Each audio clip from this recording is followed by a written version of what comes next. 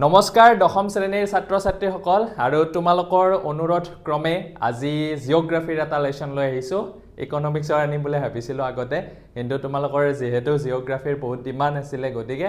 জিওগ্ৰাফিৰ প্ৰথম লেসনটো আজি লৈ আনিছো গতিকে ভিডিওটো চোৱা শেষলৈকে আৰু তোমালোকে যদি জিওগ্ৰাফি টান পোৱা এই ভিডিওটো চোৱাৰ পিছত এই লেসনটো তোমালোকৰ ইজি লাগা হ'ব আৰু গোটেইকেটা ধুনিয়াকে কনসেপ্ট কিটাও বুজি পাবা আৰু লগতে ইয়াৰ পৰা তোমালোকে গোটেইকেটা প্ৰশ্নৰ উত্তৰ বুজি পাবা ঠিক আছে আমি কেনেকুৱা কোৱেশ্চন মেট্ৰিকত আহিছিল সেই কথাও অলপমান ডিসকাস কৰিম ঠিক আছে গতিকে ইয়াৰ পৰা তোমালোকে ইয়াৰ মানে প্ৰতিটো লেসনৰ পৰা তোমালোকে তো যোৱা বছৰ সমাজ বিজ্ঞানৰ পেপাৰখন দেখিছাই কনসেপ্ট বেস আহিছে হয়নে তাৰ পিছত তোমাৰ থিংকিং বেস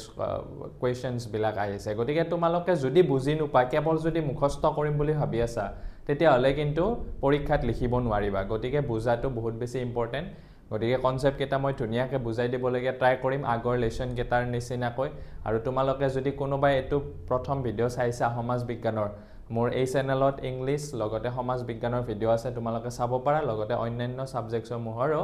ভিডিও আছে তোমালোকে সেই সমূহ চাব পাৰা আৰু আগৰ বংগ বিভাজন আৰু তোমাৰ ভাৰতীয় গণতন্ত্ৰটো শিকাইছিলো সেই দুটা ভিডিও চাবা যদি চোৱা নাই আৰু যদি চাইছা ধন্যবাদ তেনেহলে আজি আমি জিওগ্ৰাফিৰ প্ৰথম লেসনটো লৈকে আগবাঢ়িছো জিওগ্ৰাফিৰ ওপৰত মোৰ ইমান নিজৰে কনফিডেন্স নাছিল শিকাব পাৰিম বুলি ইমান ভবা নাছিলো কিন্তু এইকেদিন মোৰ পঢ়ি কিনে জিওগ্ৰাফিটো ভাল লাগা হৈ গল গতিকে মই অবিয়াসলি তোমালোকক হেতু এসিউৰ কৰিব পাৰো যে তোমালোকে এই ভিডিওটো চাই মোৰ পৰা ইয়াৰ কথাখিনি অন্তত বুজি পাবা তোমালোকে আৰু তোমালোকে কথাখিনি মানুহে কি হয় পঢ়াতকে নিজে পঢ়াতকে মানুহে যদি কথাখিনি কৈ দিয়ে তেতিয়া আমাৰ বেছি ইন্টাৰেষ্ট সুমাই যায় গতিকে এটোটো ক্লাছৰ নিচিনাই গতিকে ক্লাছ এটা কৰাৰ নিচিনা তোমালোকে গোটেই ভিডিওটো চোৱা আৰু ভালকে গোটেইখিনি একেলেঠাৰিয়া চাবা স্কিপ নকৰিবা তেতিয়া বুজি পাবা বস্তুখিনি ঠিক আছে এটা চোৱা প্ৰথম লেসনটোৰ নাম কি দিছে আমাৰ অৰ্থনৈতিক ভূগোল হয়নে অলপমান কনফিউজিং ন কথাটো বুজি পাব লাগে চোৱা ভূগোল হয়নে আমাৰ লেসনটো আছিল ভূগোলৰ লেসন কিন্তু তাতে আকৌ অৰ্থনীতিও ঘুমাই দিছে হয়নে গতিকে আমাৰটো এনে তোমালোকৰ সমাজ বিজ্ঞানৰ বুকখনত চাৰিটা মানে সেপাৰেট বস্তু আছে মানে ধৰি লোৱা তাতে কি আছে ইতিহাস আছে তাৰ পিছত তোমাৰ অৰ্থনীতি আছে ৰাজনীতি আছে আৰু ভূগোল আছে এতিয়া এটোত চোৱাচোন সাবজেক্টটোত এই ভূগোলটোত কি কৰিছে অৰ্থনীতিটো ঘুমাই দিছে অৰ্থনীতিটো এটা বস্তু আছে আকৌ ভূগোলটো ইয়াতে ঘুমাই দিবলৈ কি প্ৰয়োজন হ'ল এটা কথাটো বুজি পাব লাগিব তোমালোকে সো অৰ্থনীতি মানে তোমালোকে আগৰ ক্লাছ বিলাকত পাইছা অৰ্থনীতি কি বস্তু বা ভূগোলত কি বস্তু পঢ়িব পাই সেইখিনি কথা তোমালোকে অলপমান জানা অৰ্থনীতিত কি আমি অৰ্থনীতি মানে দেশৰ টকা পইচা ইত্যাদি সম্পৰ্কীয় বিজনেস সম্পৰ্কীয় কথাবিলাক ষ্টাডি কৰো আৰু ভূগোলত আমি পৃথিৱীখনৰ কথা ষ্টাডি কৰো হয়নে গতিকে এই লেসনটোত তোমালোকে সেই অৰ্থনৈতিক ভূগোল লেসনটোৰ অৰ্থনৈতিক ভূগোল এটা বহুত পৰিসৰটো বহুত ডাঙৰ হয়নে নাই গোটেইখিনি কথাটো শিকোৱা পসিবল নহয় আৰু তোমালোকক তাতে কি দিছে বিষয়বস্তু আৰু সম্পদৰ কথা দিছে অৰ্থনৈতিক ভূগোলৰ গোটেইখিনি কথা দিয়া নাই বিষয়বস্তুখিনি আৰু সম্পদখিনিৰ কথা দিছে এটা মূল আলোচ্য বিষয় তোমালোকে কি কিনো পাবা তোমালোকৰ লেসনটোত অৰ্থনৈতিক ভূগোলৰ সংজ্ঞা পাবা মানে অৰ্থনৈতিক ভূগোল কাক বোলে তাৰপিছত বিষয়বস্তু পাবা পৰিসৰ পাবা আৰু ইয়াৰ শাখা প্ৰশাখাবিলাক জানিব পাবা লগতে তোমালোকে কি শিকিব পাবা সম্পদৰ অৰ্থ মানে সম্পদ কাক বোলে তাৰপিছত সম্পদৰ গুৰুত্ব কিমান ইম্পৰ্টেন্স কিমান তাৰপিছত শ্ৰেণী বিভাজন তাৰপিছত সম্পদৰ ব্যৱহাৰ তাৰপিছত সম্পদ সংৰক্ষণনো কেনেকৈ কৰিব লাগে অৰ্থ প্ৰয়োজনীয়তা আৰু পদ্ধতি আৰু ৰাষ্ট্ৰীয় তথা আন্তঃৰাষ্ট্ৰীয় অনুষ্ঠানৰ ইয়াতনো সংৰক্ষণত কি ভূমিকা আছে সেইখিনি কথা অকমান জানিব পাবা এতিয়া মই যে কলো অকমান যে চোৱা অৰ্থনৈতিক ভূগোল অকমান লেসনটোৰ ভিতৰলৈকে সোমাই যাবলৈকে আমি ইয়াৰ মানে অৰ্থটো বুজি পাব লাগিব ঠিক আছে প্ৰথমতে অৰ্থনৈতিক ভূগোলনো কি বস্তু সেই কথাটো জানিব লাগিব অকমান চোৱা এতিয়া অৰ্থনৈতিক ভূগোল মানে কি চাবা ভূগোল বিষয়টো প্ৰধানকৈ প্ৰাকৃতিক আৰু মানৱ ভূগোল হিচাপে দুটা ভাগত বিভক্ত এটো আমি আগৰ ক্লাছ বিলাকত পাইছো আৰু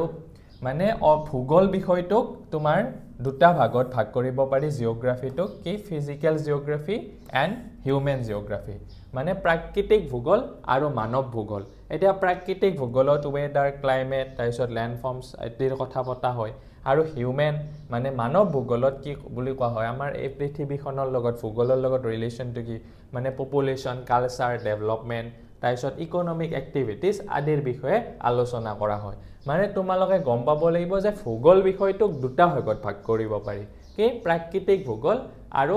মানৱ ভূগোল আৰু এই যে অৰ্থনৈতিক ভূগোলটো তোমালোকে যে এতিয়া যে পঢ়িব পাবা সেই অৰ্থনৈতিক ভূগোলটো তোমাৰ কি ভূগোলৰ অন্তৰ্গত মানৱ ভূগোলৰ অন্তৰ্গত হেতু এটা কোৱেশ্চন আহিব পাৰে পৰীক্ষাত গতিকে তোমালোকে হেতু কথাও মনত ৰাখিবা যে অৰ্থনৈতিক ভূগোলটো যে আমাৰ যে ভূগোল আছে প্ৰাকৃতিক ভূগোল আৰু মানৱ ভূগোল সেই মানৱ ভূগোলৰ অন্তৰ্গত এতিয়া তোমালোকে এই পেজটোৰ পৰা এইখিনিয়ে মেইন কথা তোমালোকে জানিব লাগে এতিয়া চাবা আমি যে কৈ আছো অৰ্থনৈতিক ভূগোল মানে ইয়াতে চোৱা দুটা কনসেপ্ট আছে হয়নে অৰ্থনীতি আৰু ভূগোল অৰ্থনীতি প্লাস ভূগোল যোগ হৈ কিনে কি হৈছে অৰ্থনৈতিক ভূগোল হৈছে এতিয়া চোৱা অৰ্থনৈতিক ভূগোলত কি কথা পঢ়িব পায় বা অৰ্থনৈতিক ভূগোলত কি কথা থাকে চাবা মই এনে অকমান কথাটো কৈ দিছো এইখিনিলৈকে যোৱাৰ আগতে কথাখিনি শুনিবা এতিয়া চোৱা সাপোজ মই এটা বিজনেস স্টাৰ্ট কৰিম বা তোমালোকে এটা বিজনেস স্টাৰ্ট কৰিবা তোমালোকে লোকেশনটো ষ্টাডি কৰি ল'ব লাগিব নে নাই আমি ধৰি লোৱা সাপোজ এখন কিতাপৰ দোকান খুলিম হয়নে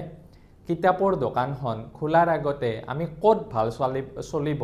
সেই বস্তুটো সেই অৰ্থনৈতিক কিবা এটা কাম কৰিব যোৱাৰ আগতে আমি অলপমান প্লেছটোৰ বিষয়ে ষ্টাডি কৰি ল'ম হয়নে নাই হেনুকা দেশৰ বস্তুবিলাকতো ধৰি লোৱা তুমি কিতাপৰ দোকান ক'ত চলিব স্কুল বা কলেজৰ কাষত বেছি ভাল চলে হয়নে নাই তাৰ পিছত ধৰি লোৱা তুমি সাপোজ তুমি যদি এতিয়া ধৰি লোৱা কাশ্মীৰত যাই কিনে যদি তুমি টি-শাৰ্ট বিক্ৰী কৰি থকা বা টি-শাৰ্টৰ এখন দোকান দিয়া তাত চলিব নি তাত নিশ্চয় গৰম কাপোৰৰ তুমি দৰকাৰ হ'ব হয়নে নাই বা সিমলা অথবা তোমাৰ গেংটক সেইফালে তোমাৰ টি-শাৰ্ট বা অথবা লেলিন শাৰ্টৰ দোকান নচলিব হয়নে নাই এতিয়া আমাৰ ইয়াত তোমাৰ গৰমত মানে ধৰি লোৱা দিল্লীয়ে হওক অসমে হওক ইয়াতে হে লেলিন টি-শাৰ্ট চলে অথবা শাৰ্টস বিলাক চলে গতিকে বা সিজন ওয়াইজৰ কথা থাকে হয়নে নাই আমাৰ ইয়াতে ধৰি লোৱা দোকান বিলাকতে চাবাচোন সিজন অনুযায়ী কাপোৰৰ দোকান বিলাকত চেঞ্জ হৈ যায় গৰমৰ দিনত কি আহে তোমাৰ টি-শাৰ্ট সেইবিলাক বেছিকে বিক্ৰী হয় তাৰ পিছত আকৌ ঠাণ্ডাৰ দিনত তোমাৰ জেকেট সেইবিলাক বিক্ৰী হয় গতিকে চোৱা অৰ্থনৈতিক কথাখিনিৰ লগত আমাৰ প্লেছটোৰ কথাটো জড়িত হৈ থাকে হয়নে নাই আমি এইবিলাক নাভাবো বা এনে হেৰি কে চাও কিন্তু তোমালোকে যদি ভিতৰলৈকে ভালকে চোৱা আমি গোটেইখিনি বস্তু মানে ভূগোলৰ লগতো ৰিলেটেড হৈছে মানে ইটো হিটোৰ লগত মানে কি হৈ আছে কানেক্টেড হৈ আছে গতিকে চাবা এতিয়া অৰ্থনৈতিক ভূগোলত কি কথা আলোচনা কৰা হয় চোৱা ইয়াত অৰ্থনৈতিক কাৰ্যকলাপৰ ভৌগোলিক দিশসমূহৰ আলোচনা কৰা হয় এতিয়া ভৌগোলিক দিশৰ ওপৰত অৰ্থনীতিটো বহুত নিৰ্ভৰ কৰে অৰ্থনৈতিক কাৰ্যকলাপখিনি নিৰ্ভৰ কৰে তোমালোকে হেতু কথা অলপ গম পালা হয় নাই গতিকে ভূগোলৰ যিটো শাখাত সম্পদৰ উৎপাদন বিতৰণ উপভোগ আৰু বিনিময় আৰু ইয়াৰ লগত জড়িত মানুহৰ কাৰ্যকলাপসমূহ স্থান কাল সাপেক্ষে অধ্যয়ন কৰা হয় তাকে কি বুলি কোৱা হয় অৰ্থনৈতিক ভূগোল বুলি কোৱা হয় মানে ইকনমিক জিওগ্ৰাফি এই ওয়াৰ্ড কেটা তোমালোকে মনত ৰাখিবা উৎপাদন বিতৰণ উপভোগ আৰু কি বিনিময় এতিয়া চোৱা সম্পদ আমি অলপ দেৰিকে শিকিম সম্পদ কাক বোলে সাপোজ এটা বস্তু বুলি ধৰি ললো সম্পদ যে তোমাৰ লাগতিয়াল বস্তু এটা ঠিক আছে বা কিবা খোৱাও হ'ব পাৰে কিবা পিন্ধাও হ'ব পাৰে কিবা চলোৱা বস্তু হ'ব পাৰে হেতু উৎপাদন কবাতো উৎপাদন হ'ব হয়নে নাই ক'ত উৎপাদন হয় ফ্যাক্টৰীত উৎপাদন নহয় এটা ফ্যাক্টৰীয়ে ডাইৰেক্ট বিতৰণ কৰে নেকি ডাইৰেক্ট বিতৰণ নকৰে বিতৰণ কাৰ জৰিয়তে কৰা হয় মানে তাৰে মাজত তোমাৰ সেই ডিলাৰ বিলাক থাকে হয়নে নাই বা কিবা বস্তু এটা সাপোজ ধৰিলা তোমাৰ বিস্কিট এক পেকেট হয়নে নাই হেতু উৎপাদন হয় ক'ত ফ্যাক্টৰীত উৎপাদন হয় বিতৰণ কোনে কৰে বিতৰণ সেই দোকানী বিলাকে তাতে আৰু বিভিন্ন ভাগ থাকে দিয়াচোন হোলসেল থাকে আৰু বিভিন্ন কিবা এনেকুৱা দোকান থাকে তাৰ পিছত উপভোগ তোমাৰ সেই বস্তুটো কি আমি উপভোগ কৰো হয়নে নাই আমি কৰ পৰা উপভোগ কৰো সেই বিতৰণ যত হয় তাৰ পৰা আমি আনি কিনে উপভোগ কৰো আৰু বিনিময় সেই বস্তুটো আকৌ আমি বিনিময়ৰ লগতটো কথাটো জড়িত হৈ থাকে এতিয়া ধৰা আমি কিবা এটা বস্তু ললো সেই বস্তুটো আকৌ কিছুমান বস্তু আমি কি কৰো বিনিময় কৰো অমুকৰ লগত ভাগ বতৰা কৰো হয়নে নাই গতিকে এই কথাবিলাক ইয়াতে আলোচনা কৰা হয় আৰু মানুহৰ কাৰ্যকলাপসমূহ এই দুটা শব্দ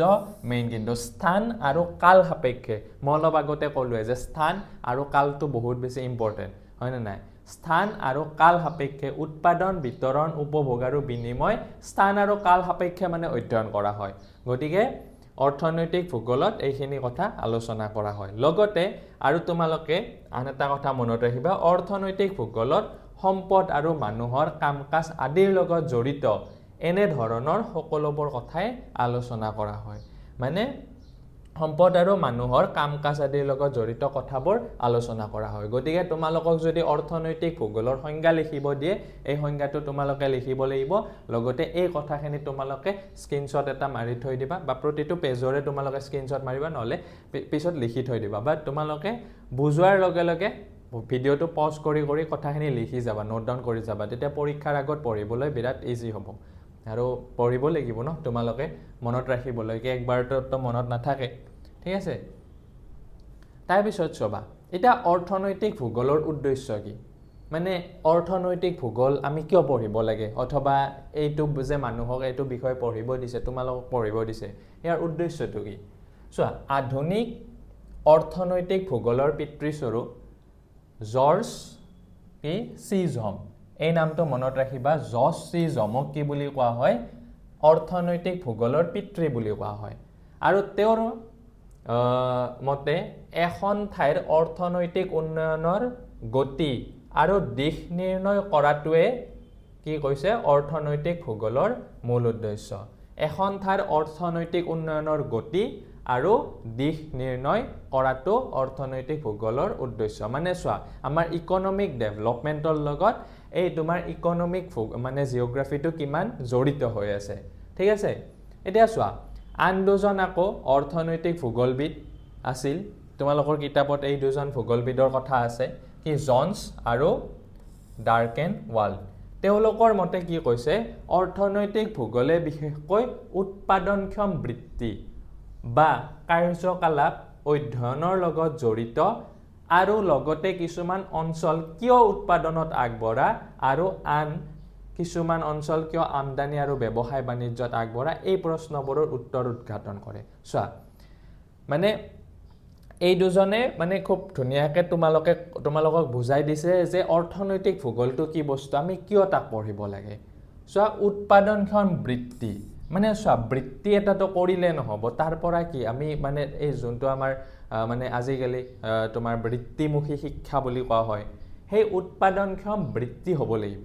আৰু সেইবিলাকৰ কথা ইয়াতে অধ্যয়ন কৰা হয় বুলি কৈছে আৰু কাৰ্যকলাপ অধ্যয়নৰ লগত জড়িত আৰু ধৰি লোৱা সাপোজ কিছুমান অঞ্চল কিয় উৎপাদনত আগবঢ়া এতিয়া ধৰি লোৱা মানে হিল এৰিয়াতকে যোনবিলাক লোৱাৰ এৰিয়া সেইবিলাকত মানে তোমাৰ স্কোপটো বেছি থাকে না ইণ্ডাষ্ট্ৰি পাহাৰীয়া এলেকাবিলাকত সেইকাৰণে তোমাৰ বস্তুবিলাকৰ দাম হয় নাই গতিকে এনেকুৱা বিভিন্ন কথা আছে য'ত পানী নাই তাতে আকৌ উৎপাদনটো কম হ'ব মানে হেনেকুৱা কথাবিলাক ডিসকাস কৰে এতিয়া চাবা কিছুমান উৎপাদনত আগবঢ়া কিছুমান অঞ্চল আৰু কিছুমান অঞ্চল আমদানি আৰু ব্যৱসায় বাণিজ্যত কিয় আগবঢ়া এই উত্তৰবোৰ ইয়াত উদ্ঘাটন কৰা হয় আৰু অৰ্থনৈতিক ভূগোল মূলতঃ মানুহৰ উৎপাদনক্ষম কাৰ্যবোৰ আৰু পৰিৱেশিক অৱস্থাৰ লগত এইবোৰৰ সম্পৰ্ক অধ্যয়ন কৰে মানে আমাৰ উৎপাদনক্ষম কাৰ্যবোৰ যিবিলাকৰ পৰা ইনকাম হয় মানে যিবিলাকৰ পৰা ইকনমি হয় মানে সেইবিলাক কাৰ্য আৰু পৰিৱেশিক অৱস্থাৰ লগত সম্পৰ্ক মানে পৰিৱেশৰ ওপৰত তোমাৰ উৎপাদনটো বহুত মানে জড়িত হৈ থাকে গম পাইছানে চাবা আমি যিকোনো সময়ত যিকোনো কাম আমি কৰিব নোৱাৰো চাবাচোন কেদিনমান যদি বৰষুণ দি থাকে একেলেঠাৰিয়ে এইকেদিন হেনেকুৱা হৈ আছে দোকান পোহাৰ বিলাকৰ কি হৈ যায় বিজনেস ডাউন হৈ যায় গতিকে এই কথাবিলাকৰ কথা মানে আমাৰ ষ্টাডি কৰে ঠিক আছে এতিয়া তোমালোকে অৰ্থনৈতিক ভূগোল কি অকমান মানে সাগে মানে কি বস্তু অকমান বুজিব পাৰিছা এতিয়া চোৱা অৰ্থনৈতিক ভূগোলৰ পৰিসৰটো বহুত ডাঙৰ হয়নে তাৰ ভিতৰত তোমালোকক অকমান আইডিয়া দিব ট্ৰাই কৰিছে যে অৰ্থনৈতিক ভূগোলে কিমান কথা অধ্যয়ন কৰে সো অৰ্থনৈতিক ভূগোলত প্ৰধানকৈ মানুহৰ অৰ্থনৈতিক কাৰ্যকলাপৰ বিতৰণ আৰু ইয়াৰ লগত জড়িত কাৰক আৰু প্ৰক্ৰিয়াসমূহ অধ্যয়ন কৰা হয় আৰু ইয়াৰ অধ্যয়নৰ পৰিসৰ মূলত তলত উল্লেখ কৰা বিশেষ প্ৰশ্নকেইটাৰ ওপৰত পৰিস্থিত অৰ্থনৈতিক কাৰ্যটো ক'ত অৱস্থিত এই কথাটো মানে ধৰি লোৱা কিবা এটা বিজনেছ এটা ক'ত অৱস্থিত সেই কথাটো ষ্টাডি কৰে অৰ্থনৈতিক কাৰ্যটোৰ বৈশিষ্ট্যবোৰ কি তাৰপিছত অৰ্থনৈতিক কাৰ্যটো আন কি পৰিঘটনাৰ লগত জড়িত হৈ আছে তাৰপিছত অৰ্থনৈতিক কাৰ্যটো য'ত আছে তাত কিয় হৈছে আৰু লগতে অৰ্থনৈতিক কাৰ্যটো য'ত আছে তাৰ পৰিৱৰ্তে আন এঠাইত হ'লে বেছি ভাল হতে নেকি গতিকে এই কথাবিলাক আমাৰ এই অৰ্থনৈতিক ভূগোলত ষ্টাডি কৰি লোৱা হয় গতিকে চোৱা এই বিজনেছ এটাৰ লগত মানে ইকনমিক যিকোনো কাৰ্য এটাৰ লগত ই কিমান মানে জড়িত হৈ আছে ঠিক আছে গতিকে তোমালোকে পৰিসৰ লিখিব দিলে এইখিনি কথা লিখিলে হ'ল বুকত আছে তোমালোকৰ তাৰপিছত কৈছে মানুহৰ অৰ্থনৈতিক বৃত্তি অথবা কাৰ্য 4 প্ৰকাৰৰ হয়নে তোমালোকৰ বুকত এইখিনি আছে এতিয়া আমি এই কথাখিনি জানিব লাগিব ইয়াৰ পৰা বহুত কোৱেশ্চন আহে যোৱা বছৰ আহিছিল মেট্ৰিকত সো প্ৰাথমিক বৃত্তি মানে প্ৰাইমাৰী অকুপেশ্যন ইয়াত কি কৰা হয় যি কাৰ্যৰ দ্বাৰা মানুহে প্ৰকৃতিৰ পৰা সম্পদ আহৰণ কৰে তাকে প্ৰাথমিক বৃত্তি বুলি কোৱা হয় সো প্ৰকৃতিৰ পৰা কি কৰ্ম কৰি আমি ডাইৰেক্ট সম্পদ আহৰণ কৰো কৃষি কাৰ্য কৰি তাৰপিছত মাছ ধৰা কাৰ্যটো হ'ব তাৰপিছত বনজ সম্পদ এটো আহৰণ হ'ব পাৰে খনিজ সম্পদ আহৰণ হ'ব পাৰে গতিকে এইবিলাকক কি বুলি কোৱা হয় এই এক্সাম্পল কেটা বহুত ভালকে মনত ৰাখিবা এক্সাম্পল কেটা হুদে তোমালোকক পৰীক্ষা তাৰপিছত দ্বিতীয় বৃত্তিটো কি চাবা যোনটো সেকেন্ডাৰী অকুপেশ্যন বুলি কোৱা হয় যি কাৰ্যৰ দ্বাৰা মানুহে প্ৰকৃতিৰ পৰা আহৰণ কৰা বিভিন্ন দ্ৰব্য নানান প্ৰযুক্তিৰ জৰিয়তে মানুহৰ ব্যৱহাৰ উপযোগী কৰি লোৱা হয় আমি চাবা কিছুমান প্ৰযুক্তিৰ জৰিয়তে ডাইৰেক্ট আমি প্ৰকৃতিৰ পৰা পোৱা বস্তুটো আমি ডাইৰেক্ট ব্যৱহাৰ নকৰো কিছুমান প্ৰযুক্তিৰ জৰিয়তে আমি তাক আমাৰ উপযোগী কৰি লওঁ হয়নে যেনে ধৰি লোৱা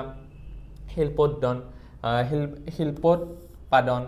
প্ৰক্ৰিয়া তাৰপিছত বিভিন্ন নিৰ্মাণ তথা পুনৰ নিৰ্মাণ কাৰ্য ইত্যাদি দ্বিতীয় বৃত্তিটোৰ লগত জড়িত তাৰপিছত তৃতীয় বৃত্তিটো কি যোনটো টেৰিটৰি অকুপেশ্যন বুলি কোৱা হয় এই যে যি কাৰ্যৰ দ্বাৰা প্ৰাথমিক আৰু দ্বিতীয় বৃত্তিৰ যোগেদি উৎপাদিত সামগ্ৰীসমূহ উপভোক্তাৰ ওচৰ পায় মানে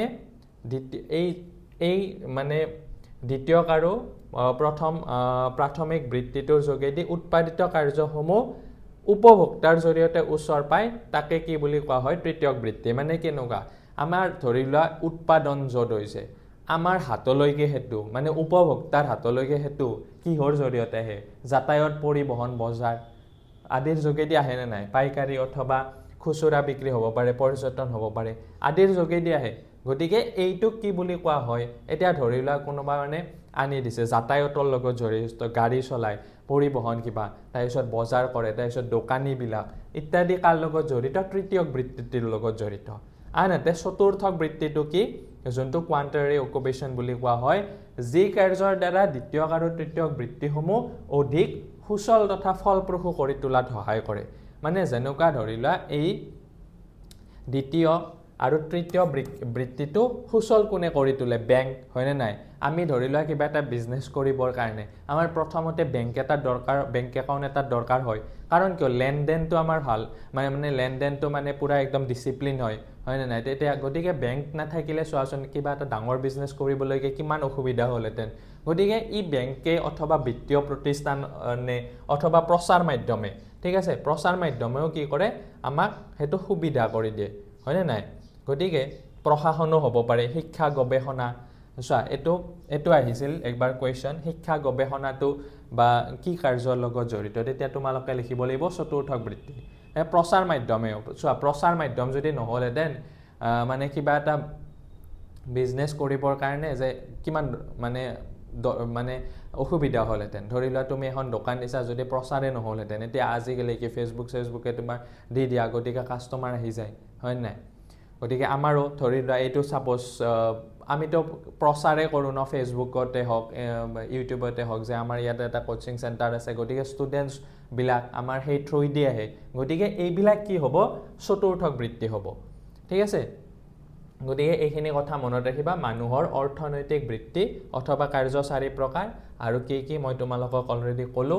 তাৰ পিছত আহিল অৰ্থনৈতিক ভূগোলৰ প্ৰধান শাখা আৰু বিষয়বস্তু এতিয়া ইয়াৰে বহুত কেইটা শাখা আছে শাখাৰ ভিতৰত কি কৃষি ভূগোল এটা অন্যতম এতিয়া কৃষি ভূগোলটো এটা অন্যতম প্ৰধান শাখা আৰু ইয়াত কি কৰি লোৱা হয় কৃষি কাৰ্যৰ লগত জড়িত কাৰকসমূহ তাৰ পিছত কৃষিৰ প্ৰকাৰ আৰু কৃষি কাৰ্যৰ বিতৰণ পদ্ধতি তাৰপিছত শস্যৰ মানে গোটেইখিনি কৃষিৰ লগত জড়িত কথাখিনি ইয়াতে মানে জড়িত সূত্ৰ কৃষি সামগ্ৰীৰ বজাৰ আমদানি ৰপ্তানি আদি অধ্যয়ন কৰা হয় গতিকে কৃষি ভূগোলৰ বিষয়ে আলোচনা কৰা হয় তাৰপিছত উদ্যোগিক ভূগোল ইয়াত উদ্যোগ স্থাপনৰ লগত জড়িত অৰ্থনৈতিক তথা অন্যান্য কাৰকসমূহ আৰু উদ্যোগৰ প্ৰকাৰ তাৰপিছত ভৌগোলিক বিতৰণ তাৰপিছত উদ্যোগ সামগ্ৰীৰ উৎপাদন আৰু উদ্যোগ অৱস্থাৰ লগত জড়িত সূত্ৰ আৰু উদ্যোগ সামগ্ৰীৰ বজাৰ আমদানি ৰপ্তানি আদিৰ বিষয়ে অধ্যয়ন কৰা হয় তাৰপিছত সম্পদ ভূগোল সম্পদৰ প্ৰকাৰ তাৰপিছত আঞ্চলিক বিতৰণ তাৰপিছত সম্পদ উদ্ঘাটন আৰু সম্পদৰ লগত জড়িত কাৰকসমূহ আৰু সম্পদ আৰু উন্নয়নৰ সম্পৰ্ক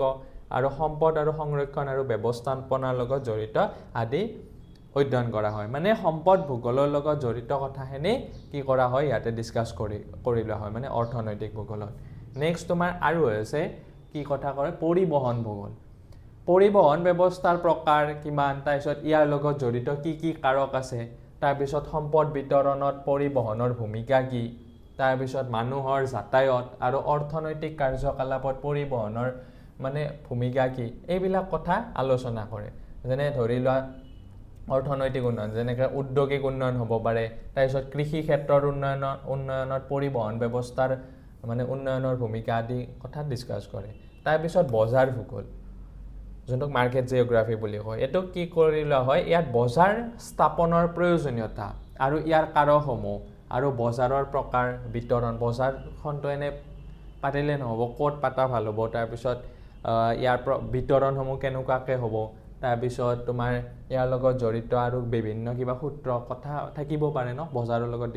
মানে জড়িত থকা সেই কথাবিলাক ইয়াত ডিসকাস কৰা হয় লগতে পৰিকল্পনা আৰু উন্নয়ন ভূগোল ইয়াত অৰ্থনৈতিক উন্নয়নৰ লগত জড়িত কাৰকসমূহ পৰিকল্পনা ব্যৱস্থা তাৰপিছত বহনক্ষম উন্নয়ন তাৰপিছত অঞ্চল তথা উৎপাদন ভিত্তিক উন্নয়ন প্ৰক্ৰিয়া আদি অধ্যয়ন কৰা হয় আকৌ পৰ্যটন ভূগোল এটা বহুত বেছি ইম্পৰ্টেন্ট কথা হয়নে ইয়াত আজিকালি হেতু এটা মানে একদম ফাষ্ট গ্ৰোইং ইন্ডাষ্ট্ৰি এটা পৰ্যটন গতিকে হেতুৰ কথাও ডিসকাস কৰি লোৱা হয় মানে কি পৰ্যটন আৰু ইয়াৰ বিকাশৰ লগত জড়িত কাৰকসমূহ আৰু পৰ্যটনৰ প্ৰকাৰ পৰ্যটন ব্যৱস্থাৰ উন্নয়ন প্ৰক্ৰিয়া কেনেকুৱাকৈ হ'ব পৰিকল্পনা কেনেকুৱাকৈ হ'ব আদি কথাসমূহ ডিসকাস কৰি লোৱা হয় গতিকে অৰ্থনৈতিক ভূগোলৰ পৰিসৰটো বহুত বেছি ডাঙৰ ইয়াৰ লগত জড়িত কিমান কথা থাকে কৃষি ভূগোলৰ কথা থাকে কৃষিৰ লগত জড়িত কথাসমূহ আলোচনা কৰে উদ্যোগিক ভূগোলৰ লগত কথাসমূহ মানে সব মানে বিজনেছটো মানে আমাৰ ইকনমিক্সটো কি ভূগোলৰ লগত মানে জড়িত হৈ থাকে কাৰণ তো বিজনেছ প্লেস এখনতে কৰিব লাগিব ন গতিকে যিকোনো প্লেছত কৰিলেও নহব গতিকে সেই ইটোৰ লগত হেতু ওতপ্ৰোতভাৱে জড়িত হৈ আছে তাৰপিছত সম্পদ ভূগোলৰ বিষয়ে পৰিবহন ভূগোলৰ বিষয়ে বজাৰ ভূগোলৰ বিষয়ে তাৰপিছত পৰিকল্পনা আৰু উন্নয়নৰ ভূগোলৰ বিষয়ে আৰু পৰ্যটন ভূগোলৰ বিষয়ে আলোচনা কৰি লোৱা হয় এইকেইটা হ'ল তোমাৰ পৰিসৰ ঠিক আছে পৰিসৰ আহিলে তোমালোকে লিখিব লাগিব গতিকে অৰ্থনৈতিক ভূগোলৰ কথা সেইখিনিয়ে আছিল তোমালোকক জাস্ট অকমান মানে কথাখিনি কৈছে যে পৰিসৰ কি ইয়াতে কি মানে উদ্দেশ্য কি তাৰপিছত অৰ্থনৈতিক ভূগোলটো কি অলপমান আভাস এটা দিবলৈকে ট্ৰাই কৰিছে যেতিয়া তোমালোকে হয়তো ইকনমিক্স পঢ়িবা ইন ফিউচাৰ যদি কোনোবাই পঢ়া অথবা ভূগোল যেতিয়া পঢ়িবা তাৰ বিষয়ে বিস্তৃতভাৱে আলোচনা কৰিব পাৰিবা আৰু এটা বহুত মানে এটো তোমাৰ হেৰি বুলি কয় মানে জিও ইকনমিক্স বুলি কয় জিও ইকনমিক্সটো এটা বহুত ডাঙৰ সাবজেক্ট আৰু বহুত পৰিসৰটো বহুত ডাঙৰ পিছত ইন ফিউচাৰ পাবা যদি তোমালোকে আৰ্টছ লাইনত যোৱা ঠিক আছে তাৰপিছত সম্পদ কাক বোলে এতিয়া আহিল আকৌ সম্পদৰ কথা দিছে এতিয়া অৰ্থনৈতিক ভূগোলৰ লগত অৰ্থনীতিৰ লগত তো সম্পদটো জড়িত ৰিসোৰ্স বুলি যোনটো কোৱা হয় গতিকে আমি এটা সম্পদৰ কথা পঢ়িম এটা মানুহৰ জীৱন ধাৰণৰ বাবে প্ৰয়োজনীয় সকলোবোৰ বস্তুকে সম্পদ বুলি কোৱা হয় আমি ধৰি লোৱা জীয়াই থাকিবৰ কাৰণে যিবিলাক বস্তুৰ প্ৰয়োজন সেইবিলাক বস্তুকে সম্পদ বুলি কোৱা হয় যিকোনো বস্তু হ'ব পাৰে এতিয়া ধৰিলা আমি জীয়াই থাকিবলৈ কি কাপোৰ কানিৰ দৰকাৰ বাহন এখনৰ দৰকাৰ তাৰ পিছত খাদ্যৰ দৰকাৰ এই সকলোবিলাক বস্তুকে কি বুলি কোৱা হয় সম্পদ বুলি কোৱা হয় তাৰপিছত পৃথিৱীৰ বুকুত থকা বায়ু পানী সূৰ্যৰ ৰশ্মি মাটি গছ-গছনি ফল-মূল খনিজ পদাৰ্থ এই আটাইবোৰে মানুহৰ বাবে লাগতিয়াল হয়নে বায়ু পানী মাটি আদিওতো আমাক লাগে হয়নে জীয়াই থাকিবৰ কাৰণে বায়ু নাথাকিলে পানী নাথাকিলে সূৰ্যৰ ৰশ্মি নাথাকিলে মাটি নাথাকিলে আমি জীয়াই থাকিম নেকি গতিকে এইবিলাক এই আটাইবিলাককে কি বুলি কোৱা হয় সম্পদ বুলি কোৱা হয় ঠিক আছে আমাৰ জীৱন ধাৰণৰ বাবে প্ৰয়োজনীয় যিবোৰ লাগতিয়াল বস্তু সেইবিলাককে আমাৰ সম্পদ বুলি কোৱা হয় এতিয়া সম্পদৰ শ্ৰেণী বিভাজন সম্পদনো কিমান টাইপৰ আছে সেই কথা আমি অলপ ডিসকাস কৰিম সো সম্পদক বহুত কেইটা ভাগত ভাগ কৰিব পাৰি তাৰ ভিতৰত উৎপত্তিৰ প্ৰক্ৰিয়া অনুসৰি আমাৰ তিনিটা ভাগত ভাগ কৰিব পাৰি যেনেকুৱা প্ৰাকৃতিক সম্পদ যোনটোক ন্যাচাৰেল ৰিসোৰ্সেস বুলি কয় যিবোৰ সম্পদ প্ৰাকৃতিকভাৱে সৃষ্টি হয় প্ৰকৃতিত বিয়পি থাকে যেনেকুৱা সূৰ্যৰ ৰশ্মি হ'ব পাৰে বায়ু পানী নদ নদী এই ইয়াত এই পিকচাৰখনত যি আছিল এই গোটেইখিনি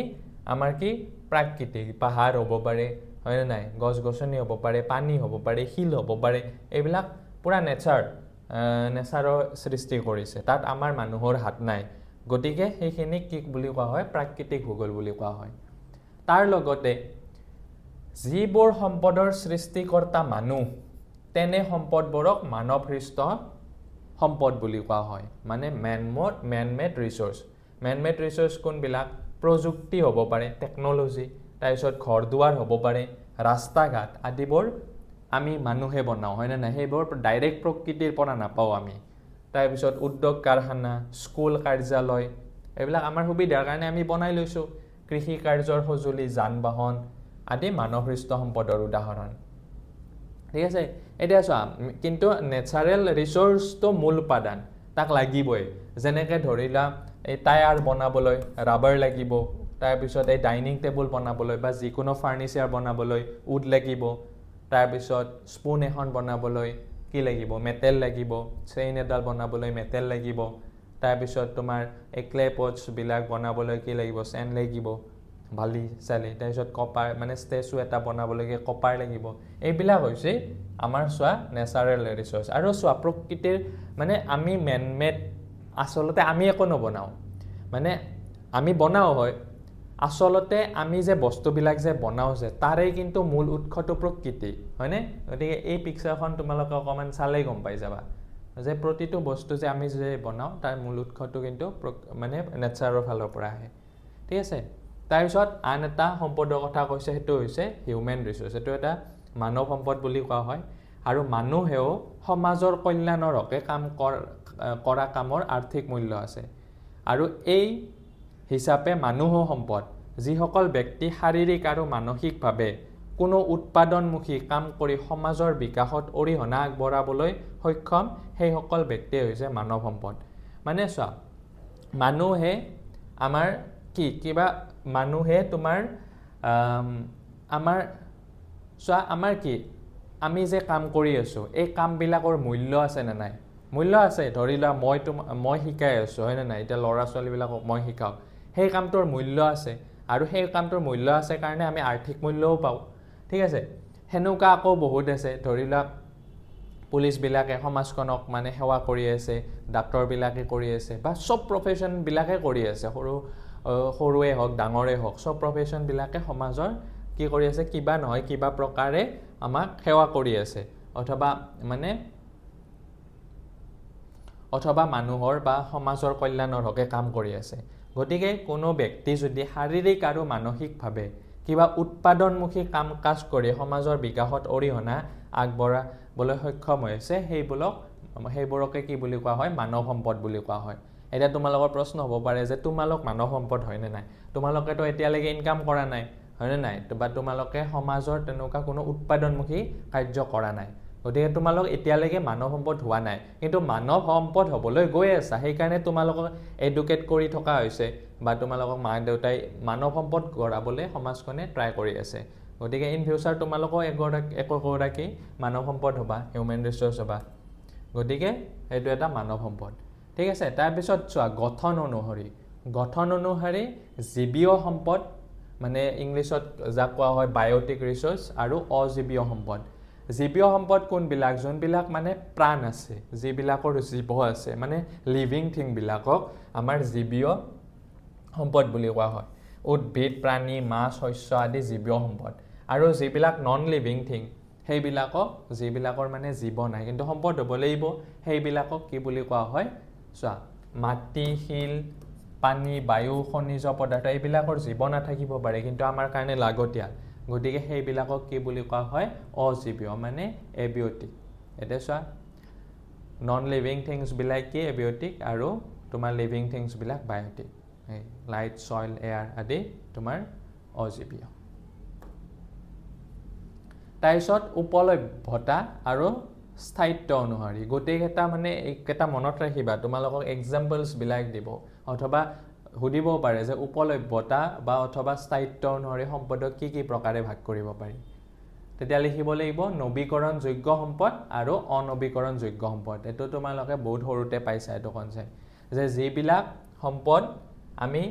অনবৰত ব্যৱহাৰ কৰি থকাৰ পিছতো আমি সেইবিলাক আকৌ পুনৰ পাও মানে নৱীকৰণ অথবা পুনৰীকৃত প্ৰক্ৰিয়াৰে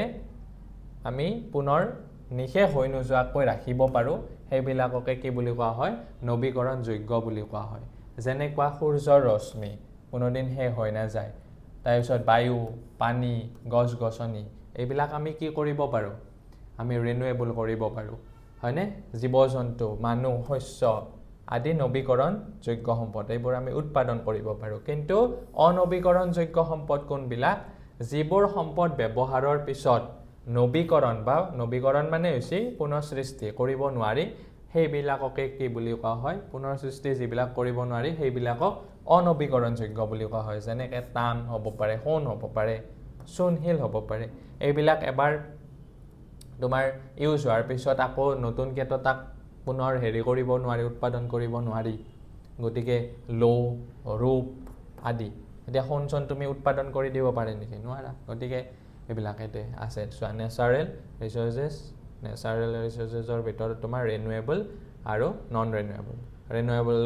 ৰিনিউৱেবলৰ ভিতৰত তোমাৰ কি আছে প্লেন্ট সান ওৱাটাৰ তাৰপিছত ইয়াতে মিনাৰেলছ তাৰপিছত কোল সইল ঠিক আছে তাৰপিছত আৰু আছে ভাগ এইবাৰ আহিল মালিকী স্বত্ব অনুসাৰি কি ব্যক্তিগত সম্পদ হ'ব পাৰে মানে ইন্ডিভিজুৱেল মানে আমাৰ ধৰি লোৱা নিজ নিজ দখল বা অধিকাৰত কিছুমান মানে সম্পদ থাকে যেনে ভূমি থাকিব পাৰে হা সম্পত্তি আৰু আমাৰ ভাল গুণবিলাকো সম্পদ ন গতিকে ভাল চৰিত্ৰ হ'ব পাৰে শিক্ষা হ'ব পাৰে কৰ্মদক্ষতা হ'ব পাৰে এইখিনি তোমাৰ পুৰা নিজৰ হাত থাকে হয়নে স্কিলটো হ'ব পাৰে সেইবিলাকক কি বুলি কোৱা হয় ব্যক্তিগত সম্পদ বুলি কোৱা হয় তাৰপিছত জাতীয় সম্পদ কোনবিলাক যোনবিলাকক নেশ্যনেল ৰিসোৰ্স বুলি কয় এখন দেশৰ তত্ত্বাৱধান অথবা দখলত থকা সকলোবোৰ সম্পদ মানে দেশ এখনৰ তত্ত্বাৱধানত থকা ৰাস্তা ঘাট হ'ব পাৰে ভূমি মানে নদ নদী মানে চৰকাৰৰ যোনখিনি ভূমি থাকে দলং অভয়াৰণ্য তাৰপিছত অৰণ্য তাৰপিছত তোমাৰ গছ গছনি জীৱ-জন্তু শিক্ষানুষ্ঠান প্ৰশাসনিক ব্যৱস্থা চৰকাৰ আদিক জাতীয় সম্পদ বুলি কোৱা হয় উদাহৰণস্বৰূপে কাজিৰঙাখনো এখন জাতীয় সম্পদ বা অভয়াৰণ্য যিমান আছে সব এইবিলাক জাতীয় সম্পদ দলং চলং সকলো মানে তাৰপিছত আন্তৰ্জাতিক সম্পদবিলাক কি চোৱা সকলো দেশৰ জাতীয় সম্পদ আৰু সমগ্ৰ বিশ্বৰ অধীনত থকা সম্পদ মানে যেনেকুৱা সাগৰ মহাসাগৰ এইবিলাক প্ৰতিখন দেশৰে হয়নে আৰু ইয়াৰ খনিজ সম্পদবিলাক তাৰ তলত যিবিলাক খনিজ সম্পদ আছে তাৰপিছত জীৱ-জন্তু বায়ুমণ্ডল অৰণ্য অঞ্চল আদি একেলগে কি বুলি কোৱা হয় আন্তৰ্জাতিক এতিয়া ধৰি লোৱা এইখন হৈছে কাজিৰঙাখন তোমাৰ জাতীয় সম্পদ নেশ্যনেল ৰিসোৰ্সেছ কিন্তু আমাৰ স্পেচখন তোমাৰ ইণ্টাৰনেশ্যনেল ৰিসোৰ্স ঠিক আছে মনত ৰাখিবা তাৰপিছত এটো আন এটা কনসেপ্ট আছে যে চিৰবিৰাজমান সম্পদ আৰু স্থানিক সম্পদ কি তোমালোকৰ বুকত আছে মানে প্ৰাকৃতিক সম্পদসমূহৰ ভিতৰত যিবোৰ সম্পদ সকলোতে বিৰাজমান ঠিক আছে বিৰাজমান সেই সম্পদবিলাকক কি বুলি কোৱা হয় মানে তোমাৰ চিৰবিৰাজমান মনত এতে তোমাৰ নামটোতে সোমাই আছে যেনে সূৰ্যৰ ৰশ্মি হ'ব পাৰে বায়ু হ'ব পাৰে পানী হ'ব পাৰে আৰু আনহাতে যিবিলাক সম্পদ তোমাৰ কোনো বিশেষ স্থানতে উপলব্ধ মানে কি ধৰি লোৱা এই কয়লাটো আৰু সব জায়গাতে নাপায় হয়নে তাৰপিছত পেট্ৰলিয়াম কোনোবা দেশত পায় আমাৰ যেনেকুৱা ভাৰতবৰ্ষত পায় অসমত পায় লো পায় তাৰপিছত ইউৰেনিয়াম আদি মানে কোনো দেশত অথবা কোনো এটা অঞ্চলত পোৱা যায় গতিকে সেই সম্পদবিলাকক কি বুলি কোৱা হয় মানে স্থানিক সম্পদ বুলি কোৱা হয় ঠিক আছে এইটো কনসেপ্ট ভালকে মনত ৰাখিবা আহে পৰীক্ষাত তাৰপিছত এতিয়া চোৱা সম্পদ সংৰক্ষণৰ পদ্ধতি এটো তোমাৰ 2021 ত আহিছিলে এতিয়া সম্পদবিলাক আমি আমাৰতো লাগে আমাৰ লাইফত লাগে হয়নে সম্পদবিলাকৰ ইম্পৰ্টেঞ্চটো তোমালোকে অলপমান বুজি পালা এতিয়া সেই সম্পদ সংৰক্ষণটো কৰিব লাগিব এতিয়া পদ্ধতি কি আছে সম্পদ সংৰক্ষণৰ চোৱা তোমালোকক কিতাপত বহুত কেইটা আছে তাৰ ভিতৰত মই যোনকেইটা তোমালোকে সোনকালে বুজি পাবা অথবা শৰ্ট সেইকেইটা মই তোমালোকক বুজাই দিছোঁ আৰু ইয়াতে 4 নম্বৰ যেটো আহিব তোমালোকে 4 নম্বৰতকৈ ওপৰ মানে পঢ়িলাম না 4 নম্বৰে হাইয়েষ্ট কুৱেশ্যন আহিব মানে 4 নম্বৰতকৈ ওপৰ আজিকালি কুৱেশ্যন নাহে গতিকে তোমালোকে 4টা পইণ্ট মনত ৰাখিলে হ'ল যে জ্ঞান আৰু তাৰ লগতেতো আজিকালিতো এমচিকিউৱে আহিব আৰু বেছিকৈ গতিকে তোমালোকে দীঘলীয়া প্ৰশ্ন উত্তৰ চোৱাতকৈ মানে তেনেকুৱা কুৱেশ্যন বেছি চাব লাগে মানে কনচেপ্ট বেছড কুৱেশ্যন কিন্তু মাজৰ কুৱেশ্যন শৰ্ট কুৱেশ্যন এমচিকিউ অহাৰ চান্সেছ বেছি আছে ঠিক আছে সম্পদ সংৰক্ষণৰ পদ্ধতি এতিয়া জ্ঞান আৰু শিক্ষাৰ সম্প্ৰসাৰণ চ সম্পদ সংৰক্ষণ কৰিবলৈ আমাক কি লাগিব জ্ঞান লাগিব হয়নে জ্ঞানটোৰ আৰু শিক্ষাটোৰ সম্প্ৰসাৰণ কৰিব লাগিব চ সম্পদৰ উৎপাদন আৰু ব্যৱহাৰ কাৰ্য সুচাৰুৰূপে পৰিচালনা কৰাৰ বাবে জ্ঞান আৰু শিক্ষাৰ সম্প্ৰসাৰণ অতি প্ৰয়োজন এতিয়া সম্পদৰ অযথা অপচয় ৰোধৰ বাবে জনসাধাৰণৰ মাজত সচেতনতা বৃদ্ধি কৰিব লাগিব আৰু এই সচেতনতাটো কেনেকুৱাকৈ হ'ব জ্ঞান আৰু শিক্ষাৰ সম্প্ৰসাৰণ কৰিয়েতো হ'ব তাৰপিছত সংৰক্ষণ সম্পৰ্কীয় আইনৰ কাৰ্যকাৰীকৰণ এই সম্পদ সংৰক্ষণ সম্পৰ্কীয় কি কৰিব লাগিব আইন কিছুমান বনাব লাগিব যেনে সম্পদৰ সংৰক্ষণ কাৰ্যকাৰীকৰণৰ বাবে সংৰক্ষণ সম্পৰ্কীয় আইনৰ ব্যৱস্থা কটকটীয়া আৰু সুনিশ্চিত হ'ব লাগিব আৰু সঠিকভাৱে ৰূপায়ণ হ'ব লাগিব ঠিক আছে মানে আইন লাগিব আমাক বিশেষকৈ তাৰপিছত চোৱা 3 নম্বৰটো কি দিছে সম্পদৰ ভঁৰালৰ সঠিক মূল্যায়ন সম্পদৰ ভঁৰালবিলাক কি হ'ব লাগিব সঠিক মূল্যায়ন হ'ব লাগিব মানে সম্পদৰ ব্যৱহাৰৰ ভৱিষ্যত পৰিকল্পনাৰ বাবে কোনো সম্পদৰ সঞ্চিত পৰিমাণ সম্পৰ্কে সঠিকভাৱে মূল্যায়ন কৰিব লাগিব আৰু ইয়াৰ জৰিয়তে অপ্ৰয়োজনীয় ব্যৱহাৰ নিয়ন্ত্ৰণ মানে কৰিব পাৰি যোনখিনি মানে অপ্ৰয়োজনীয় মানে মূল্যায়ন কৰিলে কি হ'ব আমাৰ কিছুমান যোনবিলাক মানে অদৰকাৰীকৈ ইউজ হৈ আছে সেইখিনি অকণমান মূল্যায়ন ঠিকত আহি যাব গতিকে সম্পদ ব্যৱহাৰৰ ক্ষেত্ৰত আমি খুব সচেতন হ'ব লাগিব আৰু লগতে আমি কি হ'ব লাগিব মিতব্যয় হ'ব লাগিব হয়নে গতিকে সেইটো এটা পইণ্ট দিছে আৰু বিকল্প সম্পদৰ সন্ধানতো গুৰুত্ব বৃদ্ধি কৰিব পাৰে আৰু বিকল্প সম্পদৰ ব্যৱহাৰৰ ওপৰত গুৰুত্ব দিব লাগিব তাৰপিছত সম্পদসমূহৰ ভৱিষ্যত প্ৰয়োজন নিৰ্ধাৰণ এতিয়া সম্পদ এটাৰ বৰ্তমান ব্যৱহাৰৰ মান আৰু জনসংখ্যা বৃদ্ধিৰ প্ৰতি লক্ষ্য ৰাখি ভৱিষ্যতৰ প্ৰয়োজনীয়তা নিৰ্ণয় কৰাটো অতি দৰকাৰ কাৰণ আমিও যদি সব বস্তু ইউজ কৰি দিওঁ আমাৰ পিছৰ প্ৰজন্মই কেনেকুৱাকৈ কি বস্তু ইউজ কৰিব গতিকে সেইটো কথা দৰকাৰ আৰু ইয়াৰ দ্বাৰাও সম্পদৰ অযথা ব্যৱহাৰ আৰু অপচয় ৰোধ কৰিব পাৰি আৰু বিকল্প সম্পদ উৎঘাটনত দ্ৰুততা আনিব পাৰি ঠিক আছে গতিকে এইখিনি তোমালোকে চাবা এইকেইটা পইণ্ট ইজি হয় মনত ৰখাটো ইজি গতিকে তোমালোকে আহিলে এইখিনি এই 4টা পইণ্ট লিখিব পাৰিবা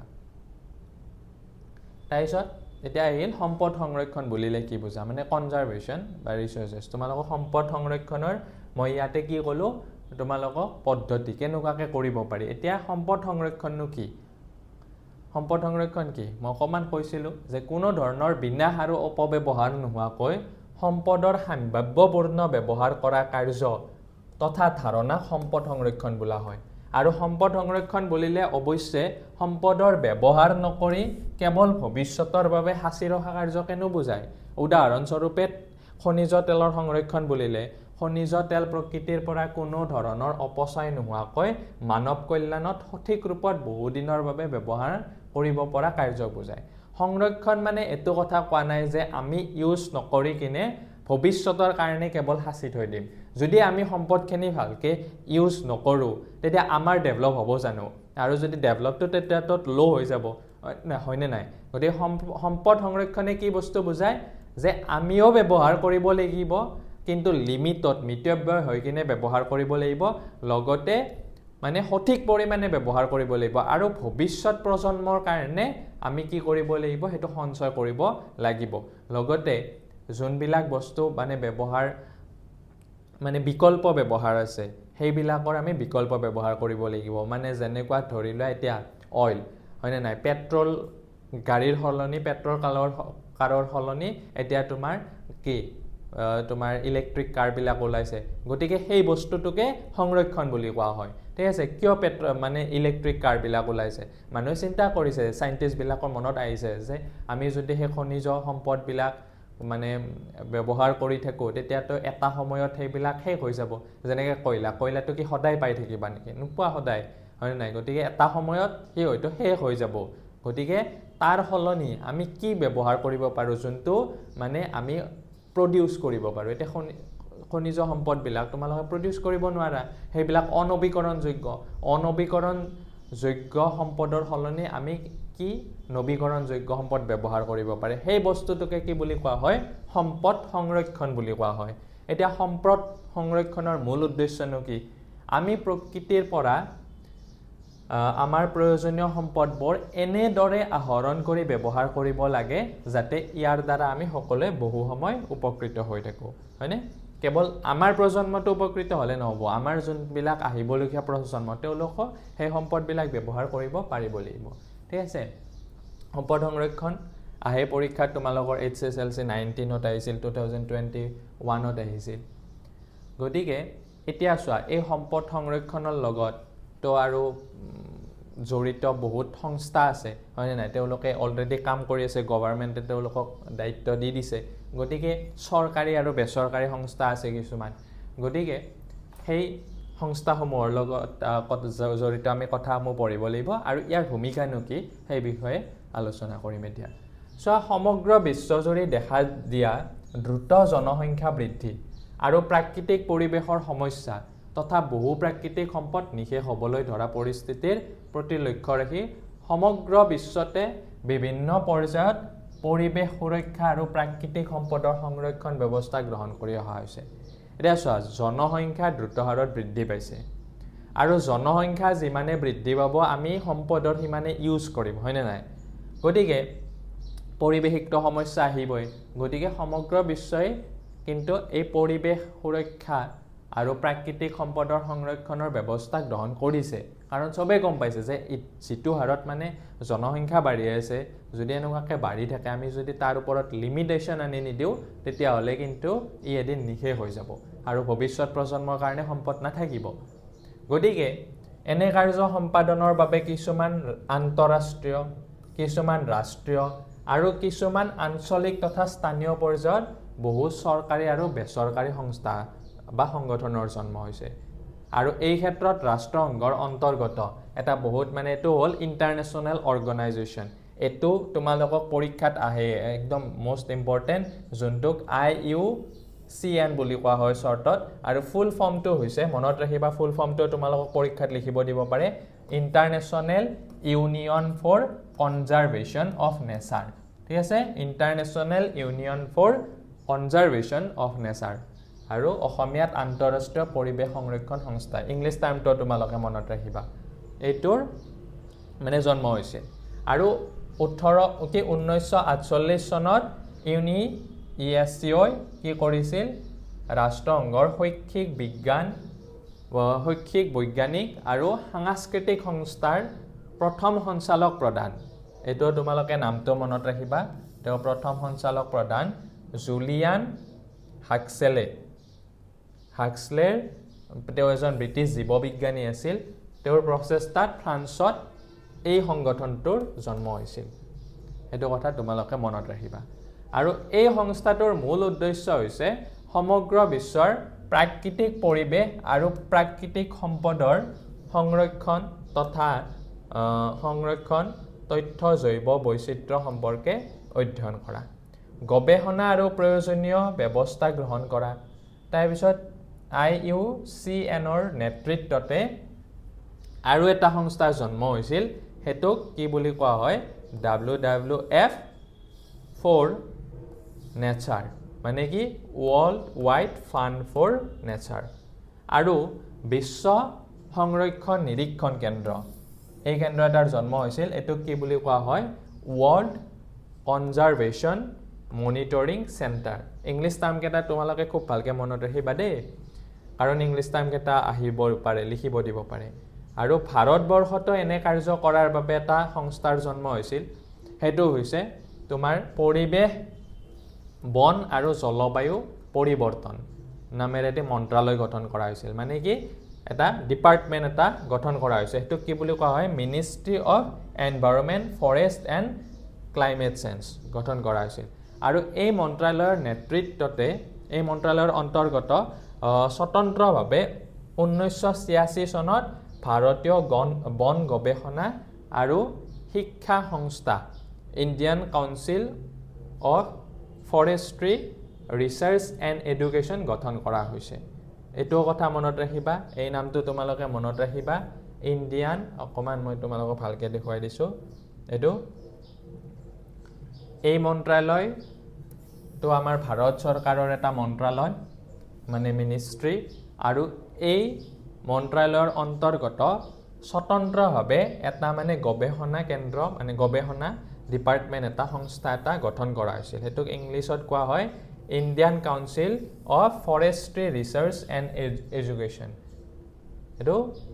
অসমীয়াত হ'ব ভাৰতীয় বন গৱেষণা আৰু শিক্ষা সংস্থা এটো গঠন হৈছিল গতিকে এই এটা সংস্থাই কি কৰি আছে তোমাৰ সম্পদ সংৰক্ষণৰ কাৰণে কাম কৰি আছে ঠিক আছে আৰু ইয়াৰ উপৰিও বেচৰকাৰীভাৱে বিজ্ঞান আৰু পৰিৱেশ কেন্দ্ৰ centre for science and environment আৰু গ্ৰীণপিছ ইণ্ডিয়া বুলি তাৰ পিছত wildlife trust of India আদিৰ দৰে বহুত সংগঠনে পৰিৱেশ সুৰক্ষাৰ বাবে অজস্ৰ কাম কৰি আছে তোমালোকক ইন্টাৰনেশ্যনেল অৰ্গানাইজেশ্যনৰ নাম তাৰপিছত নেশ্যনেল অৰ্গানাইজেশ্যনৰ নাম তাৰপিছত তোমাৰ এই মানে নন গভৰ্ণমেণ্ট অৰ্গানাইজেশ্যন নাম সুধিব পাৰে গতিকে এই নামকেইটা পুৰা ভালকে মনত ৰাখিবা আৰু অসমতো তেনেকুৱা মানে সংস্থা আছে সেইকেইখন হৈছে অসম বিজ্ঞান সমিতি তাৰপিছত আৰণ্য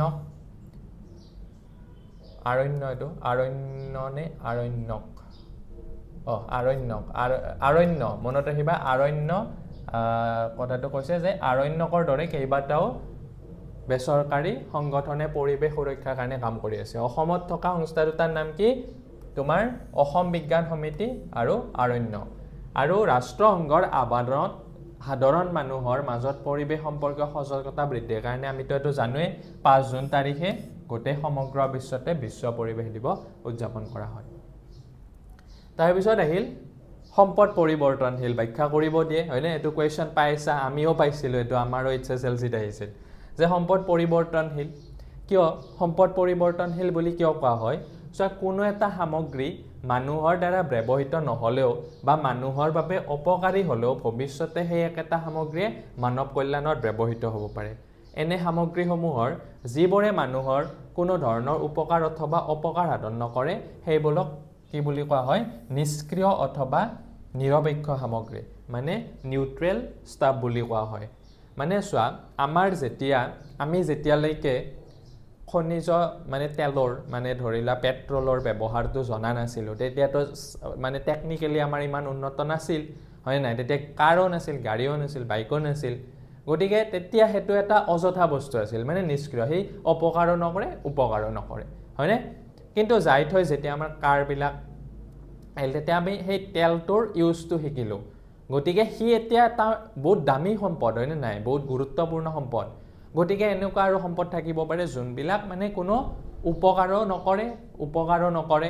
আৰু সেই সম্পদ বিলাক যাই থৈ এটা সময়ত কিন্তু বহুত হি ভ্যালুয়েবল সম্পদ হৈ যাব পাৰে কাৰণ তাৰে ইউজটো শিকি যাব মানুহে টেকনলজিৰ জৰিয়তে হয়নে গতিকে সেই কাৰণে কোৱা হৈছে যে সম্পদ কি হয় পৰিৱৰ্তনশীল আনহাতে যিবোৰ সামগ্ৰী বা পৰিঘটনাই মানুহৰ অপকাৰ সাধন কৰে সেইবোৰকতো প্ৰতিৰোধক বোলা হয় গতিকে অপকাৰ কৰা বিলাকক প্ৰতিৰোধক বুলি কোৱা হয় আৰু যোনবিলাকে অপকাৰ অথবা উপকাৰ নকৰে সেইবিলাকক নিৰপেক্ষ অথবা নিষ্ক্ৰিয় সামগ্ৰী বুলি কোৱা হয় গতিকে এটা সম্পদ মানে তোমালোকে এইখিনি অলপ ব্যাখ্যা কৰি দিবা যদি তোমালোকৰ অলপ 2 মাৰ্কছৰ আহিলে এইখিনি লিখিলে হ'ব যে সম্পদ এটা মানে আজি যোনটো পৰ্যায়ত আছে পিছলৈকে হেতু বেলেগ পৰ্যায় এটা হৈ যাব পাৰে যে আজি ভ্যালু ইমানো ধৰা ভ্যালুয়েবল নহয় পিছলৈকে হি ভ্যালুয়েবল হৈ যাব পাৰে মানে টেকনলজিৰ দ্বাৰা মানুহৰ মানে বুদ্ধিৰ দ্বাৰা হি এটা উন্নত পৰ্যায় পাব পাৰে সেই কাৰণে কি বুলি কোৱা হয় সম্পদ পৰিৱৰ্তনশীল বুলি কোৱা হয় তোমালোকে সেই খনিজ সম্পদৰ মানে খনিজ তেলৰ উদাহৰণটো দিব পাৰা এতিয়া এইখিনি আছিল তোমালোকৰ বিশেষ আৰু বুকখনত নাই আৰু তাৰ লগতে তোমাৰ আছে বুকত এই কেইটামান ধৰা তোমাৰ আমাৰ লুপ্তপ্ৰায় বিলুপ্তপ্ৰায় অসমৰ বিলুপ্তপ্ৰায় গছৰ নাম আছে তাৰপিছত অসমৰ বিলুপ্তপ্ৰায় প্ৰাণীৰ নাম আছে গতিকে সেইকেইটা বুকৰ পৰা চাবা এইকেইটা জানোৱে আমি হয়নে সকলোৱে গতিকে সেইকেইটা চাবা আৰু তোমালোকে ভিডিঅ'টো পজ কৰি হ'লেও এই কুৱেশ্যন আনচাৰ্ছখিনি তোমালোকে লিখি ল'বা আগতে মই যোনখিনি টপিক ৱাইজ তোমালোকক বুজাইও দিলোঁ আৰু তোমালোকক মই প্ৰেজেণ্টেশ্যনটোৱে এনেকুৱাকৈ বনাইছোঁ যাতে তোমালোকে তাৰ পৰা লিখিব পাৰা আৰু সেই কুৱেশ্যনকেইটা বহুতে কুৱেশ্যন আনচাৰ্ছ মানে কিতাপৰ পৰা লিখিব দিগদাৰ পায় ন গতিকে মই সেনেকুৱাকৈ সেইকাৰণে বনাইছোঁ আৰু লগতে যিমান পাৰোঁ বুজাই দিবলৈকে ট্ৰাই কৰিলোঁ আৰু তোমালোকক এতিয়া আমাৰ 2025 চনত অহা এটা কুৱেশ্যন তোমালোকক দিব ওলাইছোঁ আৰু তোমালোকে চাবা কুৱেশ্যনটো কেনেকুৱা ধৰণৰ আহিছিল যে এই অলপ আগতে পঢ়িলোঁ হয়নে আমি IUCNৰ কথা তাৰপিছত সেই IUCN সম্পৰ্কে শুদ্ধ বাক্যবোৰৰ পৰা বিকল্প বাক্য বাছি উলিয়াব দিছে মানে শুদ্ধ বাক্যবোৰ তলত দিয়া বিকল্পবোৰৰ পৰা বাছি উলিওৱা এতিয়া ইয়াতে দিছে ICUN 1948 চনত গঠন কৰা হৈছিল তাৰপিছত ICUN এইটো ওৱানটো নালাগে সম্পূৰ্ণ ৰূপটো হৈছে ইণ্ডিয়ান ইউনিয়নটো হ'বই নোৱাৰে কাৰণ সেইটো এটা ইণ্টাৰনেশ্যনেল হেৰি আছিল হয়নে তাৰপিছত ICUNৰ উদ্যোগত বিশ্ব বন্যপ্ৰাণী পুঁজি মানে WWF আৰু বিশ্ব সংৰক্ষণ নিৰীক্ষণ কেন্দ্ৰ স্থাপন হৈছিল আৰু কৈছে জৰ্জ চিজোহম ICUNৰ প্ৰতিষ্ঠাপক সঞ্চালক আছিল এইটোও নহয় হয়নে নাই কিয় জৰ্জ চিজোহম কোন আছিল অৰ্থনৈতিক ভূগোলৰ পিতৃ আছিল তাৰপিছত এতিয়া কি কৈছে এইটো WWF হয়নে WWF আছিল নে চোৱাচোন তোমালোকে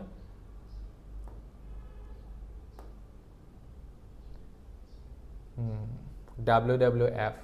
মানে চোৱা WWF মানে কি ৱৰ্ল্ড ৱাইড ফাণ্ড আৰু বিশ্ব সংৰক্ষণ নিৰীক্ষণ কেন্দ্ৰ দুইটা এইটো জুলিয়ান এক্সাৰ আছিল গতিকে তাত ভুলকৈ দিছে গতিকে আমাৰ এতিয়া আনচাৰটো কি হ'ব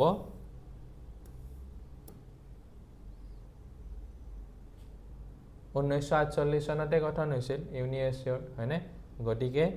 তোমাৰ শুদ্ধ উত্তৰ কোনটো হ'ব এইটো তোমাৰ শুদ্ধ হ'ব আৰু এইটো শুদ্ধ হ'ব গতিকে 1 and 3 এইটো D2 হ'ব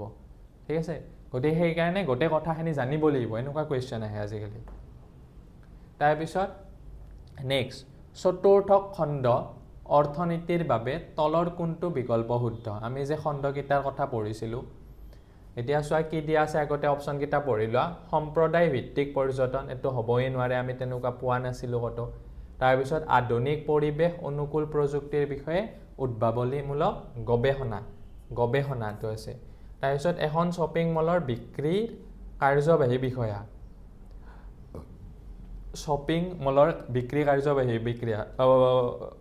বিষয়া তাৰপিছত ৰাজহুৱা পৰিবহণৰ বাবে সেউজ বাছ সেৱা এতিয়া চোৱা চতুৰ্থ বৃত্তিটো হয়নে চতুৰ্থ খণ্ডটো এতিয়া তোমাৰ আমি একদম প্ৰথমতে এইখিনি কথা কৈছিলোঁ হয়নে এইটো চোৱা চতুৰ্থ বৃত্তিটোত কি আছিল তোমাৰ কি আছিল প্ৰচাৰ মাধ্যম আছে হয়নে কি কৈছিল যে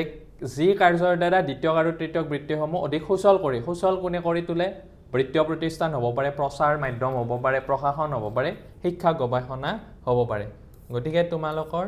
ইয়াৰে আনচাৰটো কি হ'ব এতিয়া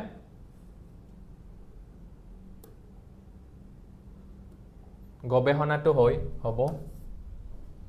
তাৰপিছত এখন শ্বপিং মলৰ বিক্ৰী কাৰ্যবাহী বিষয়াটো নহয় আৰু ৰাজহুৱা পৰিবহণৰ বাবে সেউজ বাছ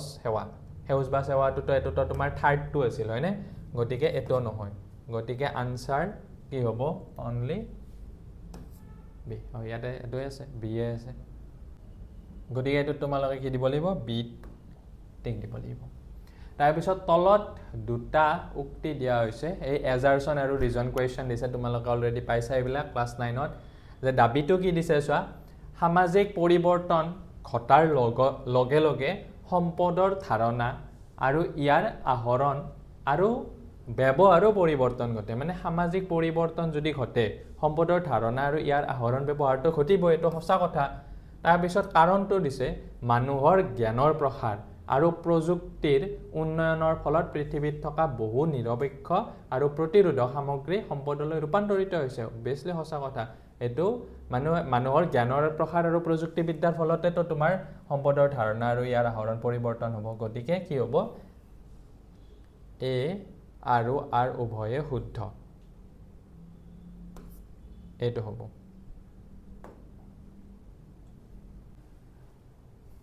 তাৰপিছত তোমালোকৰ নেক্সট কুৱেশ্যনটো দিবা চাবা 2025 চনতে আহিছিল সম্পদৰ সংৰক্ষণ সম্পৰ্কত তলত দিয়া কোনকেইটা শুদ্ধ এতিয়া কি কৈছে দীৰ্ঘম্যাদী উন্নয়ন প্ৰক্ৰিয়া বিবেচনা কৰি সম্পদৰ মিতব্যয় ব্যৱহাৰ এটোটো সঁচা কথা আমি দীৰ্ঘম্যাদী উন্নয়ন প্ৰক্ৰিয়া বিবেচনা কৰি সম্পদৰ মিতব্যয় ব্যৱহাৰ কৰিব লাগিব তাৰ পিছত কৈছে নৱীকৰণযোগ্য সম্পদৰ সলনি অধিক পৰিমাণে অনৱীকৰণযোগ্য সম্পদৰ ব্যৱহাৰ মানে যোনবিলাক নৱীকৰণযোগ্য সম্পদ হয়নে নাই সেইবিলাকৰ সলনি অধিক পৰিমাণে অনৱীকৰণযোগ্য সম্পদ ব্যৱহাৰ কৰিলে সম্পদ শেষ হৈ থাকিব এটো মিছা কথা তাৰ পিছত কোনো ধৰণৰ বিনাশ আৰু অপব্যৱহাৰ নোহোৱাকৈ সম্পদৰ সম্ভাৱ্যপূৰ্ণ ব্যৱহাৰ মানে আমি কোনো ধৰণৰ বিনাশ আৰু অপব্যৱহাৰ নোহোৱাকৈ সম্পদৰ সম্ভাৱ্যপূৰ্ণ ব্যৱহাৰ কৰিব লাগিব তাৰ পিছত ব্যৱহাৰ নকৰি কেৱল ভৱিষ্যতৰ বাবে সম্পদসমূহ আছে এটোটো তোমাক মই অলৰেডি ক'লোৱে হয়নে গতিকে কি হ'ব 1 and 3 টো শুদ্ধ হ'ব এইটো আছে ডি টো হ'ব 1 and 3 নেক্সট কুৱেশ্যনটো দিছে চোৱা এইটো কিমানত আহিছিল এইটো 2025 তে আহিছিল তলত মানে এইটো দাবীটো কি দিছে অৰ্থনৈতিক ভূগোলত সম্পদৰ উৎপাদন বিতৰণ উপভোগ আৰু বিনিময় আৰু ইয়াৰ লগত জড়িত মানুহৰ কাৰ্যকলাপ স্থান কাল সাপেক্ষে সংজ্ঞাটোৰ পৰা দিছে এটো শুদ্ধ তাৰপিছত মানুহৰ ৰিজনটো দিছে মানুহৰ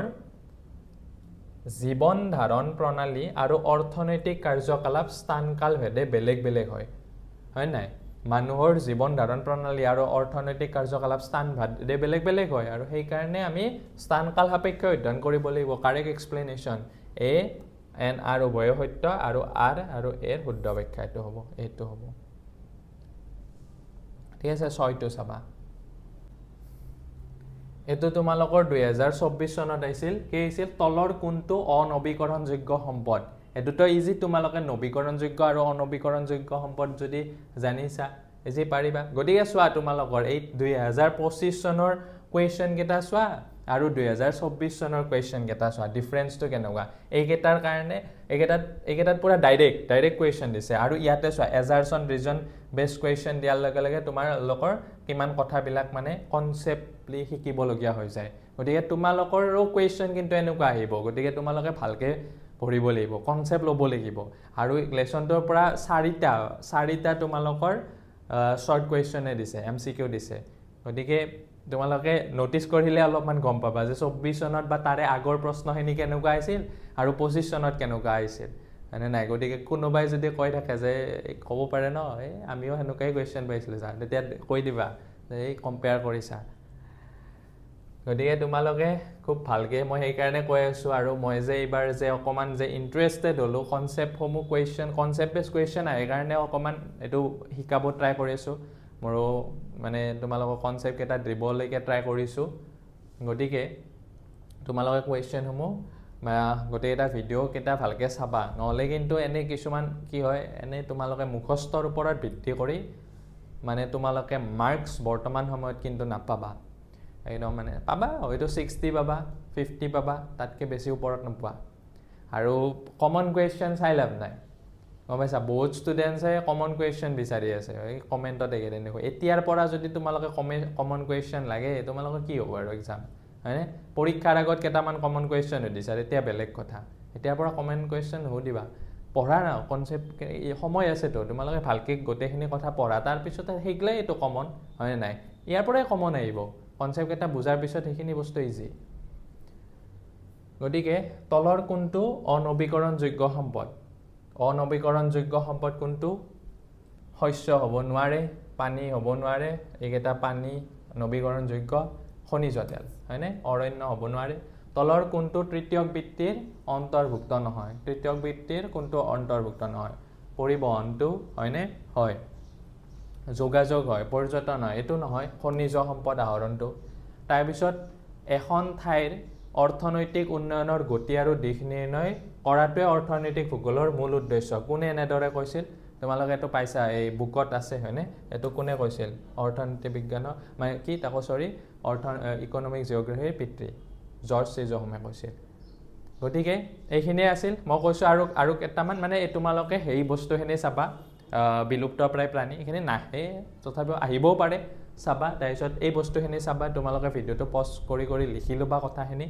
আৰু ভিডিওটো যদি চাই ভাল পালা তোমালোকে কমেন্ট কৰি জনাবা নেক্সট কি ভিডিও লাগে সেই কথাটো জনাবা আৰু তোমালোকে ফ্ৰেন্ড সাৰ্কেলৰ মাজত ভিডিওটো শেয়াৰ কৰি দিবা ঠিক আছে লগতে আমাৰ এই এটা সোশ্যাল মিডিয়া যদি তোমালোকে ইউজ কৰা ফলো কৰি থৈ দিবা সৃজন শিক্ষালয়টো সাবস্ক্ৰাইব কৰি চাই আৰু যদি কৰা নাই কৰি থৈ দিবা আজি তাৰ পিছত সৃজন কম্পিটিটিভ এক্সাম আছে তোমালোকৰ পৰিয়ালৰ কোনোবাই কম্পিটিটিভ এক্সামৰ প্ৰিপাৰেচন কৰি থাকিব পাৰে তেওঁলোকক এই চেনেলটোৰ কথা কবা আমাৰ এই চেনেল লৈ আমি শিকাও তাৰ পিছত সৃজন শিক্ষালয় ইনষ্টাগ্ৰামত ফলো কৰি থবা তাতো আমি কিবা কিবি দিবলৈকে ট্ৰাই কৰো লগতে আমাৰ ফেসবুক পেজ এটা আছে লগতে আমাৰ এটা হোৱাটসঅ্যাপ চেনেল আছে তোমালোকে হোৱাটসঅ্যাপটো সকলোৰে আছে এই হোৱাটসঅ্যাপ চেনেলটো তোমালোকে ফলো কৰি থবা আমাক এই ভিডিওটোৰ তলতো লিংকটো আমি দি দিম তাতে তোমালোকে ক্লিক কৰিলে হোৱাটসঅ্যাপ চেনেলটো জয়েন হ'ব পাৰিবা আমি তাতো কিবা কিবি কোৱেশ্চন দি থাকো এমসিকিউ কোৱেশ্চন দি থাকো ইংলিছৰে হওক বা সায়েন্সৰে হওক কিবা হওক গতিকে দি থাকো তোমালোকৰ উপযোগিতা হ'ব ঠিক আছে গতিকে এই ভিডিওটোৰ তলতে মানে হেৰি লিংকটো পাবা এটো লিংকত ক্লিক কৰি হোৱাটসঅ্যাপ চেনেলটোত জয়েন হ'বা ঠিক আছে লগতে তোমালোকে মোক যদি ব্যক্তিগতভাৱে ফলো কৰিব খোজা মোৰ এটা স্পোকেন ইংলিশ চেনেল আছে তাত মই ইংলিশটো স্পোকেন ইংলিশ শিকাব ট্ৰাই কৰো আৰু এই চেনেলটো তোমালোকে ফলো কৰিবা এতিয়া বাৰু নালাগে তোমালোকে পিছত দৰকাৰ হ'ব পৰীক্ষা যোৱাৰ পিছত হয়তো তাৰ পিছত মৃন্ময় বৈশ্য একাডেমি বুলি মোৰ এটা ফেসবুক পেজ আছে তাতো মই ইংলিছৰ শিকাও দিব পাৰা তোমালোকে ফলো কৰিব পাৰা লগতে মোৰ ইনষ্টাগ্ৰাম এটো পাৰ্সোনেল একাউন্ট আৰু তাতো মই তোমালোকৰে মোৰ গোটেইটা একাউন্টছত মুঠতে ষ্টুডেন্টছৰ লাভদায়কে কিবা কিবি দিবলৈকে ট্ৰাই কৰো গতিকে তোমালোকে ফলো কৰিব পাৰা আৰু ভিডিওটো যদি চাই ভাল পাইছা মই কৈছো আকৌ যে ভিডিওটো তোমালোকৰ বন্ধু বান্ধৱীৰ মাজত মানে বিয়পাই দিবা কাৰণ তেওঁলোকেও লাভ হওক হয়নে আৰু আগন্তুক সময়ত ইংলিছৰ ভিডিও আহিব সায়েন্সৰ ভিডিও আহিব সংস্কৃতৰ ভিডিও আহিব মেথছৰ ভিডিও আহিব